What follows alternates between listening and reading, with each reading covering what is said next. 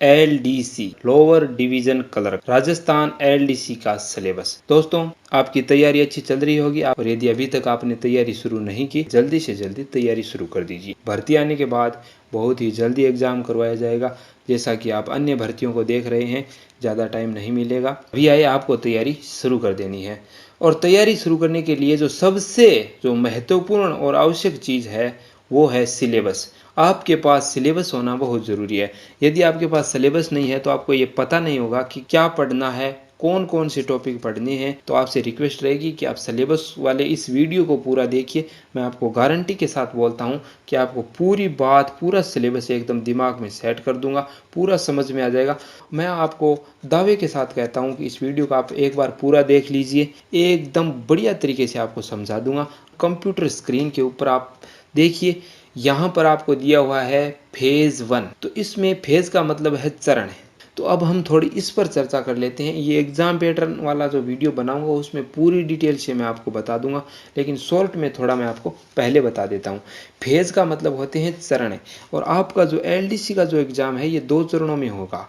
ठीक है, पहले चरण में लिखित एग्ज़ाम होंगे, जिसमें पहले फेज में आपको 2 पेपर होंगे। ठीक है, और दूसरे फेज यानी दूसरे चरण में आपके टाइपिंग और स्किल वगैरह होने वाली है। तो आपको समझ में आ गया होगा, पहले चरण में एग्जाम और दूसरे में टाइपिंग। पहले फेज के फर्स्ट पेपर के सिलेबस के बारे में बात करेंगे। सामान्य ज्ञान, दैनिक विज्ञान और गणित, 3 सब्जेक्ट आएंगे। सामान्य ज्ञान यानी GK, और दैनिक विज्ञान यानी नॉर्मल साइंस, दैनिक साइंस आ गई मतलब साइंस आएगी, और उसके बाद में मैथ। ठीक है, तो अब इसमें हम पहले बात कर लेते हैं सामान्य ज्ञान। सामान्य ज्ञान में आपके, क्योंकि मेरा उद्देश्य है आपको पूरा का पूरा समझाना, और आप स्क्रीन पर देखते रहिए और कानों से मुझे सुनते रहिए, आपको बहुत अच्छी तरीके से समझा दूंगा। पहले क्या दिया हुआ है, सामयिक मामले यानी करंट GK। सामयिक मामले में है राष्ट्रीय एवं प्रादेशिक स्तर की प्रमुख घटनाएं एवं मुद्दे तथा संबंधित संगठन एवं संस्थाएं, कि जो भी करंट में जो घटनाएं चलती रहती है, जो मुद्दे हैं, उनसे संबंधित प्रश्न आएंगे, और उनके संगठन एवं संस्थाओं से संबंधित भी प्रश्न पूछे जा सकते हैं। अब इसके बाद 2 नंबर भूगोल एवं प्राकृतिक संसाधन। भाग ए और ब 2 दिए हुए। इसमें ए में भारत की पारिस्थितिक एवं वन्य प्राणी, ये ए में, इसमें भारत की भूगोल से संबंधित 2-3 टॉपिक आएंगे, पारिस्थितिक एवं वन्य प्राणी। ठीक, ब में आता है राजस्थान की भौतिक दशाएं, जलवायु, वनस्पति एवं मृदा, प्रमुख भौतिक विभाग, मानव संसाधन, जनसंख्या एवं जनजातियां, राजस्थान के प्राकृतिक संसाधन, खनिज, वन, जल, पशु, वन्य प्राणी एवं संरक्षण। ये टॉपिक आपका राजस्थान भूगोल के पूछे जाएंगे। आप एक बार इन्हें दोबारा से देख लीजिएगा वीडियो को पीछे लेके, और आप एक बार रोक कर भी देख सकते हो। 3 नंबर में राजस्थान में कृषि एवं आर्थिक विकास। कृषि और आर्थिक विकास से संबंधित प्रश्न आएंगे, और इनमें क्या क्या है देखिए। राजस्थान की प्रमुख फसलें, कृषि आधारित उद्योग, प्रमुख सिंचाई परियोजनाएं, मरुभूमि के विकास संबंधित परियोजनाएं, हस्त उद्योग, आर्थिक योजनाएं, कार्यक्रम एवं विकास की संस्थाएं जिनमें पंचायत राज एवं उसकी भूमिका। दोहरा लीजिएगा, मैं दोबारा बताऊंगा तो वीडियो बहुत बड़ा हो जाएगा। अब 4 नंबर पर हम बात करते हैं राजस्थान का इतिहास एवं संस्कृति। ये history and art and culture है। ठीक है, ये पोर्शन है जो है इतिहास का और कला संस्कृति का पोर्शन है।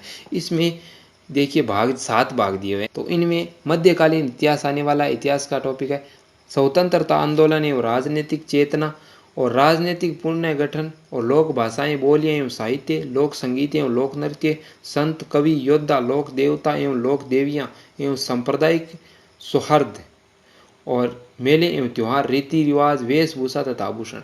देखिए ये जो पोर्शन था ये इतिहास एवं कला संस्कृति का मिक्स किया हुआ था। इसमें आपको एक बार फिर से मैं बता देता हूँ कि इतिहास के टॉपिक कौन से और कला संस्कृति के कौन से है, तो उससे आपको थोड़ी समझने में आसानी हो जाएगी। देखिए मध्यकालीन इतिहास, इतिहास का टॉपिक है। स्वतंत्रता आंदोलन एवं राजनीतिक चेतना, ये आपको पता है इतिहास से ही है। और राजनीतिक पुनर्गठन, और उसके बाद लोक भाषाएं एवं बोलियां एवं साहित्य, ये जो टॉपिक है ये भी इतिहास का है। इसके बाद लोक संगीत एवं लोक नृत्य, ये कला संस्कृति का टॉपिक है। इसके बाद में संत, कवि, योद्धा, लोक देवता, ये सारे जितने भी टॉपिक है ये कला संस्कृति के टॉपिक है। 5 नंबर पोर्शन में औद्योगिक विकास है। प्रमुख उद्योग एवं आर्थिक क्षेत्र है। कच्चे माल की उपलब्धता। 2 नंबर देखिए, प्रमुख उद्योग एवं औद्योगिक क्षेत्र, कच्चे माल की उपलब्धता, खनिज आधारित बड़े, छोटे एवं कुटीर उद्योग, ऊर्जा के विभिन्न स्रोत, जल, विद्युत, ताप, अणु, पवन एवं सौर ऊर्जा। ये राजस्थान के औद्योगिक विकास का पोर्शन है। इसमें ये 4 टॉपिक दिए हुए हैं। इसके बाद में दैनिक विज्ञान, तो एवरीडे साइंस में कौन कौन सी टॉपिक है वो अब हम जानेंगे। तो देखिए दैनिक विज्ञान में पहले भौतिक एवं रासायनिक परिवर्तन, इसमें ऑक्सीकरण, अपचयन, अभिक्रियाएं एवं उत्प्रेरक, ये नॉर्मल जो 10वीं वाली साइंस है की बुक है वहाँ से ये टॉपिक उठाया गया है। 2 नंबर धातु एवं अधातु एवं उनके प्रमुख यौगिक, जिनमें सामान्य जीवन में प्रयुक्त एवं महत्वपूर्ण यौगिक कार्बन तथा कार्बन के महत्वपूर्ण यौगिक हाइड्रोकार्बन और कार्बन के अपरूप क्लोरोफ्लोरोकार्बन CFC, ठीक है। उसके बाद में फ्रियोन, CNG, बहुलक साबुन एवं अपमार्जक। देखिए आप स्क्रीन को रोक कर जरा देख लीजिए क्योंकि मैं ज़रा स्लो बोलूँगा तो वीडियो बहुत लंबा हो जाएगा। उसके बाद में 4 नंबर पोर्शन दिया है प्रकाश का अपवर्तन व उसके नियम, इसमें ये पूछे जाएंगे, नीचे आपको देख लेना, ठीक है। उसके बाद में विद्युत, 5 नंबर पोर्शन विद्युत का है और विद्युत के जो विद्युत धारा है, ओम का नियम है, विद्युत शेल है और फेराडे के विद्युत चुम्बकीय प्रकरण नियम, ये सारे टॉपिक आपको विद्युत वाले पोर्शन में लगभग जितने होते हैं सारे ही देखने को मिलेंगे। कुल मिला के यदि हम बात करें तो 10वीं वाली बुक ही है ये पूरी। तो आपके पास यदि कक्षा 10 की बुक उपलब्ध है तो आप पढ़ लीजिए और फिर आप एक अच्छी सी गाइड भी लाना है आपको, जिसमें भाषा थोड़ी सरल दी हो, अच्छी प्रकार से समझ में आए और हम सरल भाषा की एक अच्छी सी बुक ले आना और उससे आपको तैयारी करनी है। उसके बाद में अंतरिक्ष एवं सूचना प्रौद्योगिकी, तो भारत का अंतरिक्ष अनुसंधान कार्यक्रम और सूचना प्रौद्योगिकी, ठीक। 7 नंबर पोर्शन देखिए अनुवांशिकी से संबंधित सामान्य शब्दावली, इसमें अनुवांशिकी जो मेंडल का नियम है, गुणसूत्रों की संरचना है, न्यूक्लिक अम्ल, RNA, DNA, ये सारे प्रश्न इस पोर्शन से उठने वाले हैं। इसके बाद में 8 नंबर है पर्यावरण अध्ययन, जो पर्यावरण अध्ययन है ये नॉर्मल टॉपिक है, सभी को आता है। पारिस्थितिक तंत्र की संरचना, पारिस्थितिक तंत्र के जैविक घटक, पारिस्थितिक तंत्र में ऊर्जा प्रवाह है और सामान्य जानकारी आएगी, ठीक है। जैव पेटेंट, नई पादप किस्मों का परिवर्धन, ट्रांसजेनिक जीन या परजनी जीव, तो ये टॉपिक आपको पर्यावरण अध्ययन से देखने को मिलेंगे। इस बारे में जंतुओं का आर्थिक महत्व है, 9 नंबर पोर्शन है और पादपों का आर्थिक महत्व भी इसी में आता है। 9 नंबर में 2 है, इसमें जंतुओं और पादपों का आर्थिक महत्व है। और 10 नंबर में रक्त समूह और RH कारक, रोगाणु तथा मानव स्वास्थ्य और कुपोषण तथा मानव स्वास्थ्य, मानव रोग कारण एवं निवारण, ठीक है। ये 10 पोर्शन आपको दैनिक विज्ञान में देखने को मिलेंगे और एक बार आप इन्हें फिर से देख लेना, मैंने बता दिया। अब आते हैं मैथमेटिक्स, गणित पर, ठीक है। तो गणित में आपको 7 पोर्शन देखने को मिलेंगे। इन्होंने वैदिक विधि से पूर्ण संख्याओं का वर्ग, गुणनफलन, वर्गमूल, घनमूल, 6 अंकों की संख्याओं तक आपको ये वर्गमूल, घनमूल ये सारे पूछे जाएंगे, ठीक है। इसके बाद 2 नंबर आएगा गुणनखंड, बहुपद के गुणनखंड, समीकरण, 2 चरणों वाले रैखिक समीकरण और द्विघात समीकरण और लघुगणक, ठीक है। 3 नंबर पोर्शन में अनुपात और समानुपात, प्रतिशतता, लाभ हानि, साझा, सरल ब्याज, चक्रवर्ती ब्याज और बट्टा, ये सारे 3 नंबर पोर्शन में आएंगे। इसके बाद 4 नंबर है एक बिंदु पर बनने वाले कोण एवं रेखाएं, सरल रेखाएं, आकृति, त्रिभुजों की सर्वासमता, समरूप त्रिभुज और कार्तीय निर्देशक पद्धति, 2 बिंदुओं के मध्य दूरियां, 2 बिंदुओं के मध्य दूरियों का आंतरिक एवं बाह्य विभाजन, ठीक है। ये 4 नंबर पोर्शन हो गया।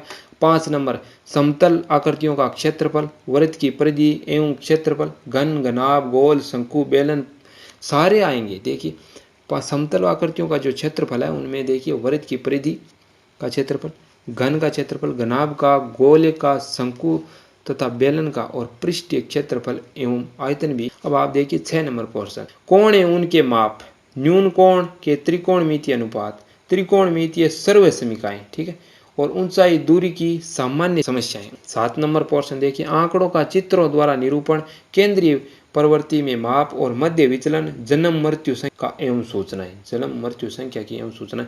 तो ये सारा पोर्शन गणित का हो गया। विषय इसमें आएंगे फर्स्ट पेपर में सामान्य ज्ञान, दैनिक विज्ञान और गणित, तो ये सारे मैंने आपको बता दिए। तो अब चरण फर्स्ट के पेपर सेकंड, इस पेपर सेकंड में 2 सब्जेक्ट आएंगे आपको, सामान्य हिंदी और सामान्य जनरल इंग्लिश या सामान्य अंग्रेजी कह दो आप, एक ही बात है। तो इसमें 2 ही सब्जेक्ट आएंगे, सीधा सा सिलेबस है और आपको टॉपिक बता देता हूँ, फटाफट आप देखते जाइएगा, वीडियो को ज़्यादा लंबा नहीं करूँगा मैं। सामान्य हिंदी में आपको संधि एवं संधि विच्छेद, सामासिक पदों का रचना एवं समास विग्रह, ठीक है, उपसर्ग, प्रत्यय, पर्यायवाची शब्द, ये सामान्य हिंदी की बात कर रहा हूँ पहले, इसके बाद आपको इंग्लिश के बारे में बताऊंगा, ठीक है। पर्यायवाची शब्द, विपरीतार्थक शब्द यानी विलोम शब्द, अनेकार्थ शब्द, शब्द युग्म, संज्ञा शब्दों का विशेषण बनाना, यानी सामान्य हिंदी के जितने भी टॉपिक जो लगते हैं वो पेपर सेकंड में पूछे जाएंगे। ठीक है, तो सभी का एक बार मैं नाम जरूर ले लूँगा और आप स्क्रीन पर देखते जाइएगा नाम। शब्द युग्म, संज्ञा शब्दों का विशेषण बनाना, ये शब्द शुद्धि आ गई, वाक्य शुद्धि आ गई, वाच्य आएंगे, क्रिया आएंगी, वाच्य के तीनों रूप आएंगे। देखिए वाच्य के कर्तवाच्य, कर्मवाच्य और भाववाच्य का प्रयोग। ठीक है, क्रिया आ गई, वाक्यांशों के लिए सार्थक शब्द और मुहावरे और लोकोक्तियाँ, और अंग्रेजी के पारिभाषिक जो तकनीकी शब्द है, पारिभाषिक शब्दों का समार्थक हिंदी शब्द भी पूछा जाएगा। सरल, संयुक्त एवं मिश्र अंग्रेजी वाक्यों का हिंदी में रूपांतरण और हिंदी वाक्यों का अंग्रेजी में रूपांतरण, कार्यालय पत्रों से संबंधित ज्ञान भी। तो अब आते हैं हम जनरल इंग्लिश यानी सामान्य अंग्रेजी की, ये टॉपिक लगने वाले हैं। टेनस, वॉइस, नरेटर, देखिए टेंस लगेंगे, पैसिव वॉइस लगेगा, डायरेक्टर एवं इनडायरेक्टर भी लगेंगे, और ये टॉपिक लगने वाले हैं। यहाँ पे एक बार इन्हें रोक कर और नहीं आप स्क्रीनशॉट मार सकते हो। देखिए इस प्रकार पूरी स्क्रीन पर मैं आपको दिखा दूंगा, ये इंग्लिश के टॉपिक है। ठीक है, तो दोस्तों आप इस सिलेबस को पीडीएफ के रूप में यदि आप डाउनलोड करना चाहते हो तो डिस्क्रिप्शन में मेरे टेलीग्राम का लिंक दिया हुआ है, वहां से आप जाइए और टेलीग्राम ज्वाइन कीजिए और सिलेबस डाउनलोड कीजिए।